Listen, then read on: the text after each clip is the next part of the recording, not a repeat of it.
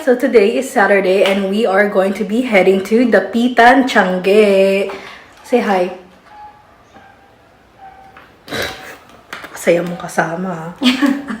So at the moment, inaantay na lang namin si Kuya Jose kasi siya yung magdadrive sa amin papuntang Dapitan and also kasama si Ate Jonaline.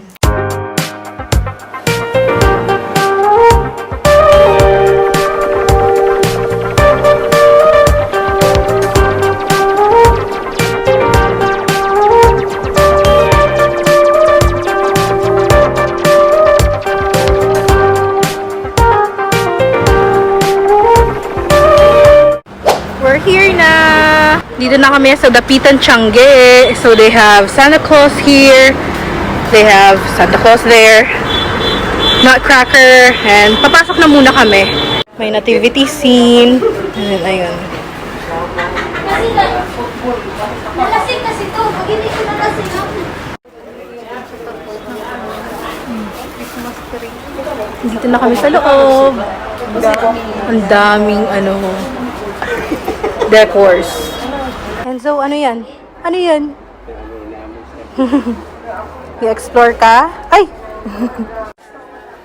Pero magaganda lang. Ito po, may mga mukha. 450 na lang. Dapat tinanapalitan.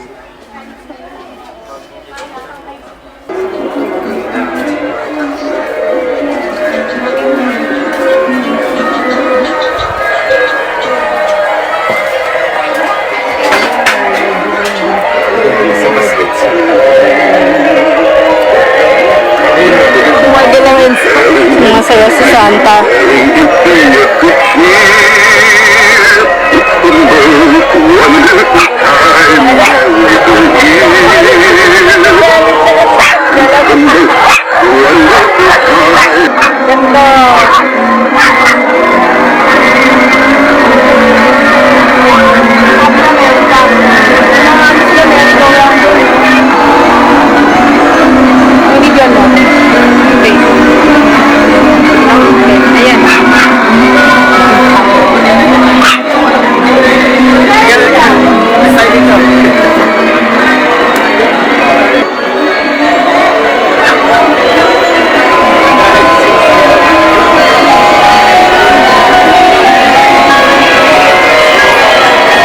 Ganito yung gusto ko guys, so mga ganyan.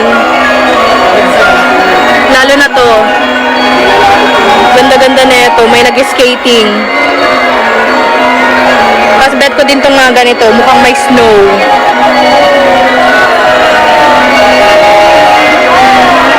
Enzo! Oy! So bumili ako ng isa. Ayan siya.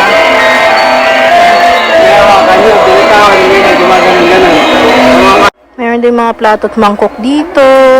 Ang gaganda. Dito naman kami sa may street. Ang dami ding mga display dito for Christmas. Diyan may papasok pa pala din yan. Oo. Doon may mga plato din. So may bowl dapat akong bibilhin dun sa Tiange. Kaso, suplado yung nagtitinda. So, wag na lang. Ang gaganda oh. Baka mas mabait din po yung tindera. Ang ganda nun no.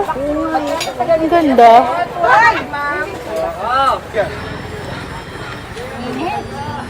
So, bibili din kami ng Christmas lights para sa balcony. Dito kami bibili. Ganito yung bibiling ko. Curtain type siya and it is 6 meters for 450. Pulas na ang person.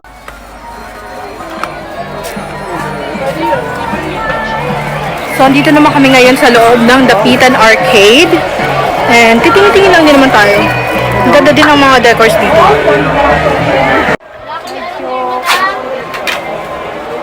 Ay, yun yung sign na bawal manigarilyo na nakita natin no, sa vlog. May parol din sila dito. Wow, ang ganda ng malaki oh. Ayun oh. Wow. Mas mura yung parol dito, 1.7 lang yung ganyan. Yung sa amin, 2.5. Nahanap pa namin yung mga paintings na gustong tignan ni Ate Jonaline. 2.5 lang? Wow! Wow, ang ganda! May mga beads! Wow! Ito na yung gusto nito. Maganda to. Maganda siya. So, mas maraming tao dito sa may arcade kasi actually mas maganda yung mga display nila dito ng mga decors. Pero dahil mas maraming tao, mas mainit din. Yan, siksikan po tayo. Miro, 1.6 na yun. 1.6 clock. Wala po kaming pagsasabitan. Buti pa sana kung sa amin yung apartment. Ang gandang mamili ng ganyan. Oops, kasipit. Pwede ito. 1.5 na lang po. Ilan siya? Mga parol. Dami din. Ang gaganda. So, ang daming pwedeng bilhin dito kung pupunta kayo dito sa Dapitan, Tiangge. Kaso, Eiffel Tower. Kita ba? Ayan. So, ayun. Madami na yung pwedeng bilhin. Pera lang ang kailangan nyo pag pumunta kayo dito. May mga nagtitinda din ng prutas. Tara na. Doon kami nang galing kanina. And doon banda yung Dapitan, Tiangge. May pulis dito. Eh, sign, Dapitan. Tayo dito. Doon yung car park. Ay, car park. Kung saan tayo nag-park. So, dito lang kami banda sa may Dapitan, Tiangge, nag-park. Ayan yung kotse. Sobrang pahirapan yung parking dito. Buti na lang, may nakuha kami isang spot. And yeah, at saka malapit lang siya sa Dapitan, Tiangge.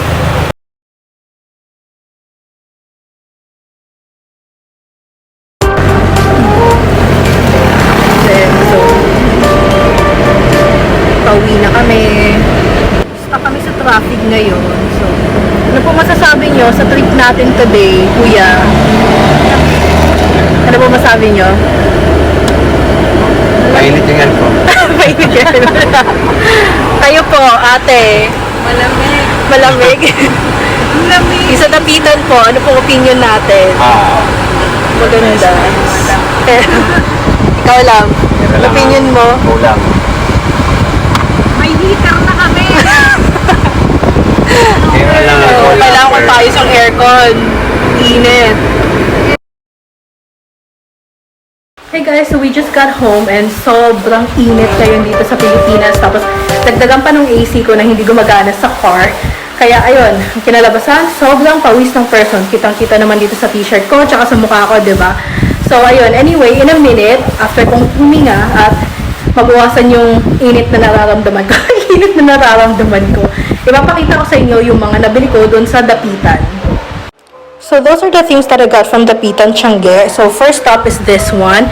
Actually, buenamano ako doon kay Kuya Bading. Kay Kuya Bading. Oo, kasi wala pang bumibili. So this one cost me 3,000 pesos. Pero I think worth it naman na siya. Kasi ang ganda-ganda. May patugtog, tapos may mga sasakyan. Ganyan, si Santa Claus nandyan. Tapos may nag-ice skating dito. Napakaganda niya. And then I also got these bowls na maganda for ulam and it's very aesthetic. 200 pesos dapat siya, but I got it for 180 pesos each. And lastly are these curtain Christmas lights for 450 pesos. Sobrang nahahappy ako dito guys. Alam nyo ba, sa Australia pa lang pangarap ko magkaroon ng ganito for Christmas and now I have one. I'm so happy.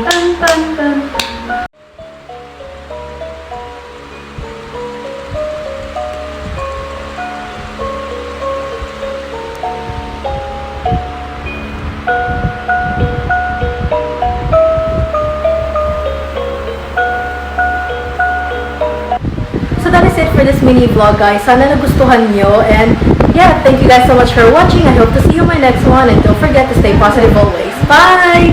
Bye-bye. Bye-bye!